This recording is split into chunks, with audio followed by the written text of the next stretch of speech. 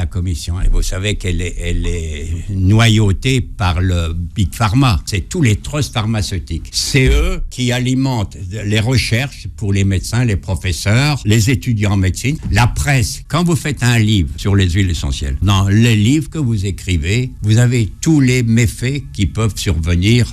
On les connaît tous. AVS avec Philippe Robichon. Une annonce doc a fait l'effet d'une bombe chez les utilisateurs d'huile essentielle en plein cœur de l'été. La Commission européenne, d'ici fin 2022, doit présenter une révision du règlement relatif à la classification et à l'étiquetage de certaines substances, dont les huiles essentielles. Et ce qui pose question, c'est l'huile essentielle de lavande. La lavande qui contient un allergène, le linalol, j'ai essayé de ne pas dire de bêtises, qui pourrait être classé parmi les substances préoccupantes pour la santé. Est-ce que le linalol, docteur Willem, est préoccupant pour la santé ? Eh bien, écoutez, la lavande, c'est l'huile essentielle qui n'a aucun effet secondaire. C'est une huile essentielle qui a beaucoup de molécules à l'intérieur, il y a 200 molécules, donc ça soigne tellement de gens, et on les donne aux enfants. C'est l'huile essentielle qu'on réserve, c'est dire qu'il n'y a pas d'effet secondaire. L'inalol, c'est une molécule comme les autres, mais il peut y avoir une allergie, mais ça peut être attribué à autre chose. Vous savez, vous pouvez biaiser une étude. On est certain qu'il ne peut pas y avoir d'allergie, docteur Willem. C'est prescrit. Je ne sais pas combien, il y a 10 000 médecins qui prescrivent les huiles. La lavande, ils vont rigoler quand ils vont entendre parler de ça. C'est la perfection, cette huile essentielle.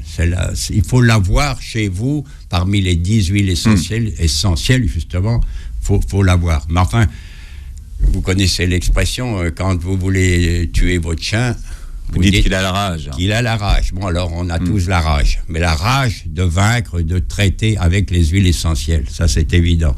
Alors, vous dites que c'est une bombe.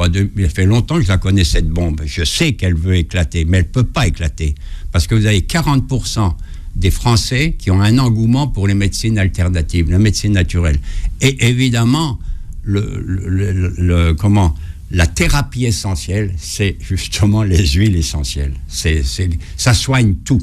Ça soigne tout. Et alors, quand certainement ils ont dit que c'était cancérigène, etc., maintenant, il y en a qui traitent. Vous avez des thérapeutes, je ne vous donne pas les noms parce qu'ils vont être embêtés, qui soignent le cancer avec les huiles essentielles. Ça va jusque-là.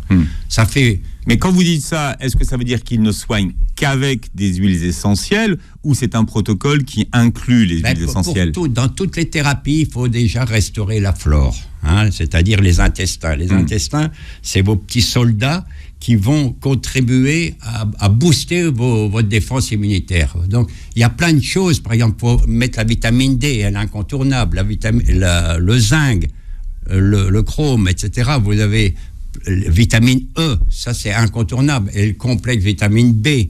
Parce que s'il vous manque quelque chose, la nature est bien faite, elle compense. Et surtout si vous avez une nourriture variée. Pour une nourriture variée, il y a tout dans la nourriture. Mais c'est difficile à la varier, parce que les gens sont habitués. Moi, je fais du Picard, moi, je le fais sans faire de pub. C'est plus facile, mais il y a du Picard surgelé ou du Picard, oui, le surgelé. Oui, c'est facile à faire, mais enfin les plats préparés, il y a plein des additifs, etc. Quoi. Vous voyez, je suis pas parfait, mais enfin, je suis encore là.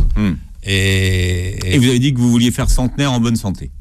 Oui, mais c'est Dieu qui va veiller à tout ça. Des fois, de temps en temps, j'ai un petit regard là-bas et tu me rends encore 5 ans. Donne-moi encore 10 ans. Qu'est-ce qu'il vous a dit ? Il m'a dit... Attends. Mais j'ai une autre intermédiaire quand même qui fait l'intermédiaire, c'est Mère Teresa. Ah oui. Alors Mère Teresa, je crois que vous en avez déjà parlé, j'étais très proche de Mère Teresa. Et alors Mère Teresa, j'ai dit, c'était une petite bonne femme, 1m50. Alors quand j'allais à Calcutta, j'apprenais dans mes bras. C'est vraiment, mais ça passait bien. Elle n'a jamais connu d'homme. Enfin, c'était fraternel. Et puis j'ai dit, ma mère, quand tu seras au ciel, tu penseras à moi, etc. Puis alors, elle m'a dit un truc qui m'a bouleversé. Mais tu crois que le bon Dieu existe ?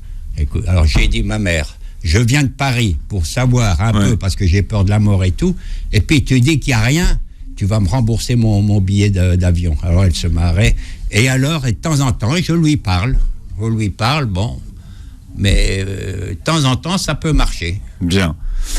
Ça vous inquiète que la Commission européenne s'intéresse aux huiles essentielles? En général, quand il commence à s'intéresser à quelque chose, c'est jamais dans le bon sens. La Commission, vous savez qu'elle est noyautée par le Big Pharma.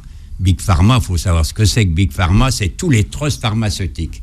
C'est eux qui alimentent les recherches pour les médecins, les professeurs, c'est-à-dire les étudiants en médecine, ça commence là, on informe. La presse qui est défaillante, c'est eux qui comblent, vous le savez, c'est pour ça que tous les journalistes sont dans la pensée unique, faut le savoir, quoi.